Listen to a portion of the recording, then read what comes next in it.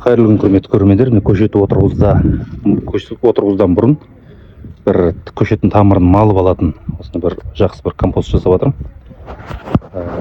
Осындай мына жерде жартысы қара шірінді көң алсаңыз болады, шіріген көңді. Сосын жартысы сары топырақ. Міне көрдіңіздер, осыны қазір оған тыныш араластыратын боламын. Макро микроэлементтер бар құрамында. Өте жақсы биологиялық тыңайтқыш болды. Теңіз балдырынан жасаған тыңайтқыш. Араластырамын.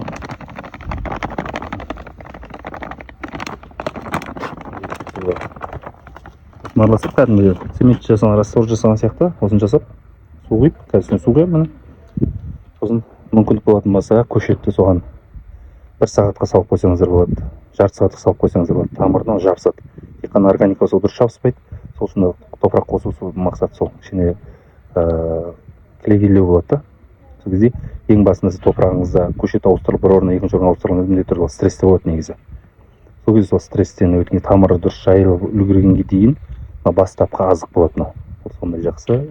Қазір мен несіне салатын боламын. Қазір көшетті қалай салып жатқанымды қазір араластырамын. Сосын көшет салып қалай болатынын көрсетемін. Міне мына алмұрттың көшетін малып жатырмыз. Міне көрдіңіздер, жаңа тағы да тыңайтқыш кішкене қосып жазып қойған екен. Мынау биотыңайтқышында. Міне қандай көрдіңіз, тамыры қалай жабысты. Қоймалды қандай көрдіңіз. Ертең мына жерде қоректік элементтер жетеді.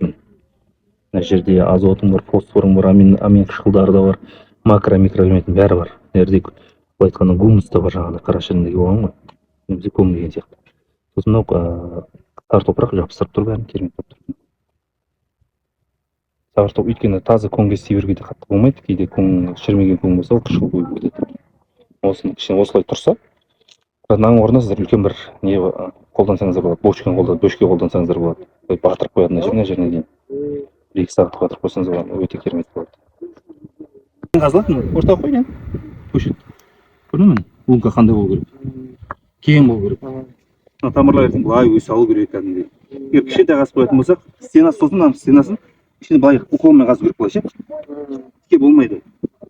Өзіне тамырларды мынаған тірелген кезде жоғары қарап бүйтіп кете алады, бүйтіп. Іздеп суды қоректік элементтер. Тамырын кішкене бірінші неге қойдым. Мына жерде қоректік элементтер бар. Сосын мынау көмілмеу керек. Мына жер тұр ғой. Мына жерде корневой шеке деп айтады. Мына жерде. Мына жерден көміп тастамау керек. Тура тамыр біткен жерден біту керек топырақ. Міне, мына жерден топырақ бітіп тұр керек. Мына жерден көміп тастау. Мына жерге қойсаң вообще ағаш өліп қалады. Мына жерден көміледі. Міне осы. Қазір жақта черноземдер тәкен, бірақ мен бетіне кісімен жүре берейік. Яғни бетіне. Ана жақта да алып келді ғой. Специально ма? Иә, мүмкіндік болатын болса, жұмсақ топырақтар керек қой. Сөйтіп. Сосын міндетті түрде суару керек. Екі суарылады. Бірінші су құясың, күтесің. Сіңіп кетеді ғой. Мысалы, екі шықтың бәрін дұрып күйіп шықтың. Бірақ бірден құю керек. Мысалы, мынаны күйіп кеттің, мынаны екі қайтып келіп мынаны құясың. Екі рет құю керек қой. Өйткені астындағы ауа оттегі қалмау керек астында. Тамыр күйіп кетеді. Тығыздау керек. Көп суару керек қой. Суару керек дұрыс жасау. Жаңбыр жаума мүмкін бетіне қатып кетеді жаңбыр. Түзу тұр ма? Сырт көз қалай тұр? Түзу ма? Қасынан көрмейді ол.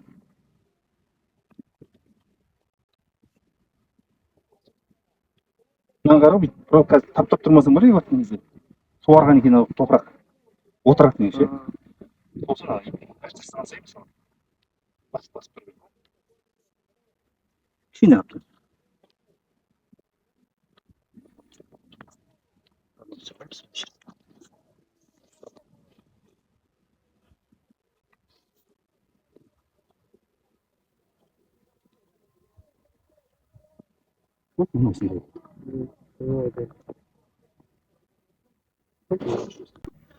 Су құйған кезде торына неге суға құймау керек. Тамырын ашып берсе, оны краям құю керек.